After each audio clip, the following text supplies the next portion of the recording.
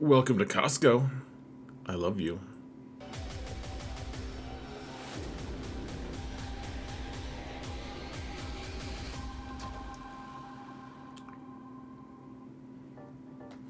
Hello everyone, and welcome to another episode of Zareth Prevails. Today we've got counters from the current 5v5 season. There's a lot of crazy stuff in this episode and in this world. It's just total mayhem, folks. So let's jump into it immediately after I say thanks to my patrons for being amazing. You guys are awesome. You're the heroes. You're so cool that I think you're cool enough to actually talk about it on my videos. And for those of you who aren't cool enough to talk about on my videos, all you have to do to support this channel anyways is like, subscribe, comment, mount the algorithm, folks. It's like chasing the rainbow, except no candy. Wow, that did not sell itself. Let's move into it, folks. Okay. Again, I'm borrowing counters from other people, and this one is we're gonna start with how to kill frogs. The stupid Gungans, man. We hate them. We hate them. They're horrible. But you can use Bo-Katan Mandalore. I tried to do this, but with the Sabine cron, and it didn't work. So your mileage may vary. Mine certainly did, but this worked for him, and I think it'll work for most people. My opponent just had uncommonly well-modded characters. I think he also had three... this opponent had three Omicrons on Jar as well, so who friggin' knows, man. So, I mean, you just weather the storm, guys, and that's what you gotta do. You gotta weather the storm. I was originally gonna show you guys footage of my fail against him, but it didn't pan out. We didn't have enough time to show. You can't show everything, guys. There's a lot of footage out there. So basically, you're the Mandalorians, and you hope the Bo-Katan Mandalore gets a turn. And sometimes she just doesn't, guys. It's hard to say. Sometimes she has all that turn meter. Sometimes it just resets, and she doesn't get a turn. You're like, oh, she's gonna get it. Oh, never mind. This time she did, though. Then they knocked out the shield generators. So if everyone else dies, she'll still finish him off, because you can see they've already done over 100 instances of damage to every single one of your characters, so they'll have a bunch of extra defense and stuff from those stacking buffs. And Bo-Katan is one tanky person. So, it turns out they don't even kill all the ads, but even if they did, Bo-Katan can 1v5 them. Okay, so thanks to Overcast for that. Shiny has a really scary one. So this one is no Omicrons with Zorii. Relic 5 team. And this is against the frogs as well. And it gets sketchy, folks. I really don't know if this is going to be a super great counter. So watch how he handed the turn to Poe. And Poe just shot the Gungan with the shield Gungan, the fail links, and then Finn will get another turn here soon, presumably. But the Poe shot him with the shot that does buff immunity, so that he couldn't taunt, which is great. Yay, yay!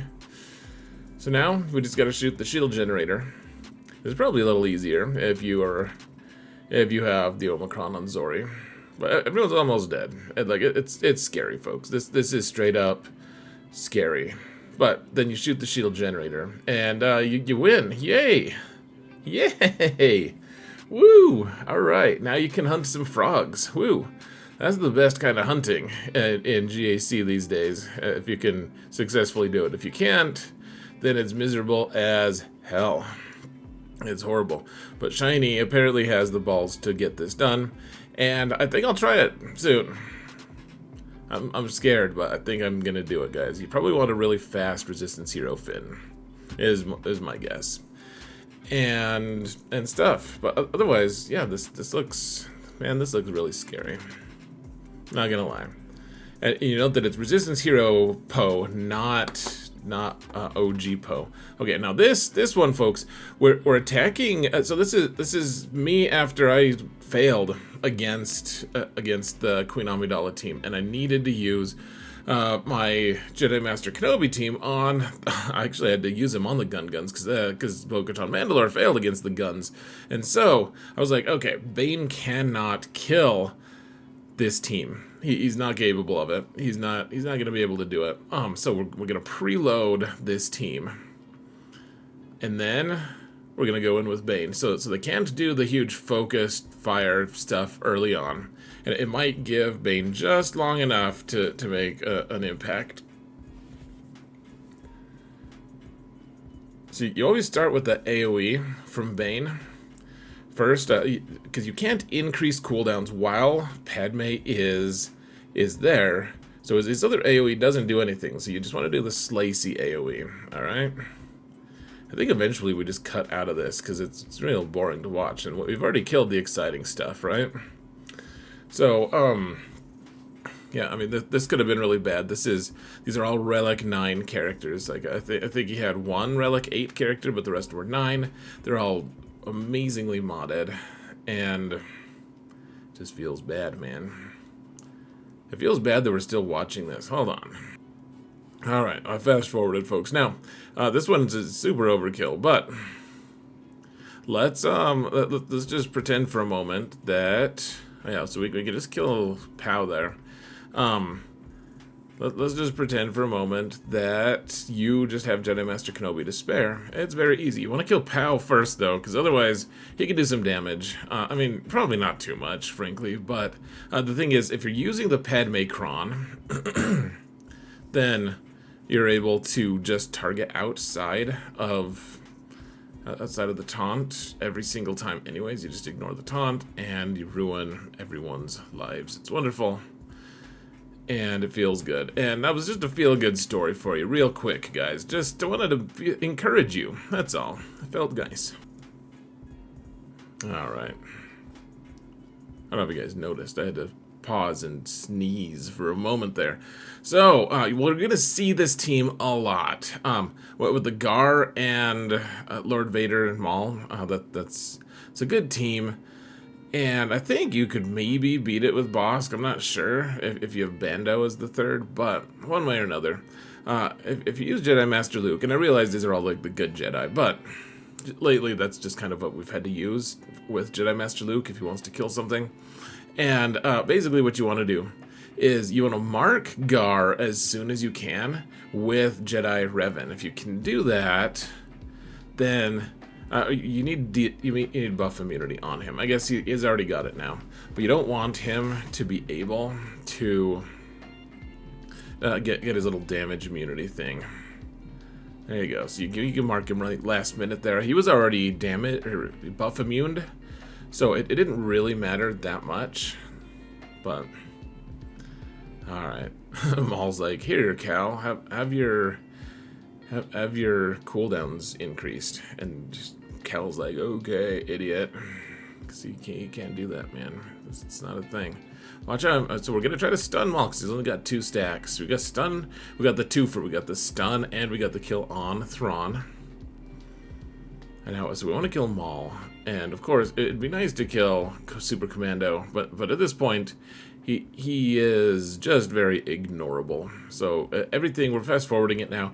But remember, Jedi Rev, while he's in his ult, you can't do a whole lot. There's a lot of debuffs that just don't stick. The things that do stick, however, are you can use Jedi Revan to call out the Mass Assist, and that increases his cooldowns by 1. And Jedi Master Luke has his little hand wave that also increases cooldowns by 1, which is nice. That really spares you from the brunt of his ult. So, alright, we got through that. Malgus, once again, a master of destroying Inquisition, man. Malgus is the hero we need. And so, one thing I want to point out here, folks, is Marauder is, in fact, very important for this team, especially because this Inquisition team in 5v5, they have 75% more health and protection from their thick cron, and that's scary because Reva, even if you kill the rest of the team, Reva is very hard to kill because it's tough for Malgus to one-shot her. I mean, if you have a really high relic Malgus, if you give him a good cron or something like that, eventually you might be able to take her out. But you have to kill her 3 times, and with her cron, she is constantly regenerating. You can't actually get a debuff to stick on her. Once she takes a turn, she dispels all debuffs on her. And so what you're trying to do here, I mean, you got to kill Grand Inquisitor first, but Malgus does really big hits. One thing to keep in mind, though, Marauder, like I was saying, he's really important. When he does that big hit that he just did, he targeted Reva. It decreases her max health, which means like by 15%, and it really does add up to the point where Malgus is eventually able to one-shot her without a problem. The other thing that you might notice, folks, is with Malgus, you want him to be doing basics a lot early on, because those basics ramp his max health up to, I think, 100%, something like that, so that his big hit will eventually be able to do more damage. And so if you expect his big hit to just one-shot people right off the bat, I mean, sometimes that's realistic, sometimes that really does happen, but just keep in mind, it certainly doesn't always happen. Okay, so we can hit this guy and still fear her. All right, cool. We got that. Now watch how we just slowly over time demolish the hell out of her. And yeah, we ramped enough. We have a good Datacron. There was probably not that much of an issue, but if there ever was an issue with trying to one-shot her, just keep those things in mind. Okay, this is on my little account, folks, and so on my little account we have. It was always a different situation. This is in Kyber 2. It's against a guy with basically 4 million more GP than me. And they have the good Padme cron on level 9, but they don't have the good level 6, which the level 6 is probably the thing that's going to mess you up. However, we do have the Sabine cron, and we have Bo-Katan's 1 Omicron that lets her revive one person. And so Kat will go in, she'll kill one person right away, they'll get revived, and then the question is, can we kill them enough that we're able to just win the fight? And this is we have 2 if you guys want to watch me play on Twitch, guys, this is the account to watch, because my opponent had 8 Galactic Legends. We had 2. We still cleared the guy, even though we placed, I think, 5 or 6 Galactic Legends on defense. But you have to do sketchy things like this, and it's because the guy's a huge account, but there's a reason he's not at the very top. It's because he doesn't have the best Datacrons, and so you can see we're able to get the Whistling Birds to take out Jedi Master Kenobi, and all the assists do 1 damage. Remember, folks, anything with an assist. So if we can kill Padme, then everyone else should topple fairly easily. So you just want lots of armor shreds. Of course, we have the Sabine cron. I don't know, this might be possible. Keep in mind, I have really bad mods on this account too. Like they are not good. Some have ungenerously referred to them as atrocious, and I resemble that, frankly. It's horrific though, and so we got to do it, man. Got to do the best we can here, and yeah, okay, so Bo-Katan, she does some real damage. There we go. Sabine's ramping her damage as well. Oh man. They killed him, man. They killed Mando. Doan. I'm sorry. Kind of. So, anyways, that we scraped by the skin of our teeth here. It was pretty sketchy. Sabine almost died like 7 times, but that's just what you come to expect. We didn't get greatest banners. That is an option, though. And Bo-Katan is just a very natural counter to Jedi Master Kenobi, assuming the Datacrons allow it. Okay, so once again, I've done a video on this before, folks, where Starkiller can kill Jabba. And I think this cron isn't as crazy as some of the other crons that we see. Like the Grit cron. The Grit cron will stop Night Sisters, typically, at least in 5s. But with Starkiller here, yeah, so let's just fry Boosh right away. You guys can find the video to this. Just search on YouTube. Search like Starkiller counters Jabba or something like that by Zareth, and it's very consistent. Well, it's mostly it's as consistent as a video like this, like a counter like this can be. But you can see we're using the offense cron, the attacker's cron, whatever it's called, and so we're attacking twice every time, and it's all kind of escalated. I think we're just going to cut out of this video pretty soon because it's fairly obvious that this works. I just wanted to point out to you that, like, hey, that this still works, even in the current climate. Though I'd be interested to see. I haven't tried it against like a really top Jabba with the attacker cron and all that nonsense. We'll have to see, but this counter is still mostly alive and well, unless you're facing a super ass-hatted opponent. So, dude, can you just... Yeah, there we go. Alright, this is by Canada Fett, guys. And so this is a support cron on the ROLO team, and you need Cassian, folks, because you're not gonna crit. Like, watch how you can't crit Leia. It's just not possible. You can't do it, guys. Well, I guess some people can, which is crazy. I don't know how they do it, but because they have the vulnerable thing. Okay, that's what it is. But anyways, I'm gonna show you footage of my own that I tested on my middle account, which it is terrible modding on everyone involved, and this totally works, guys. It absolutely does. This is Canada Fett's footage here, but I wanted to see if I could replicate it against Leia. And this basically means, folks, that we have to take Leia off of defense. Like this just ruins it. You don't need CLS on the team. You really don't. Okay, so here's my own account. I just tested this. I was like, let's just see. And so not great mods, not great relics. It's pretty much stock, like, base level stuff. And then, I mean, you just hit auto. You target her, you hit auto. And I got healing immunity on her fairly early. And you can see we're not critting her. Canada was fancy and got vulnerable on her, but I never could. I wasn't fancy enough to do that for some reason. We all wish I was fancy enough to do it. Let's not lie. But you can see... I mean, you just hit auto, and it takes a while. She has a lot of hit points, but she does not survive.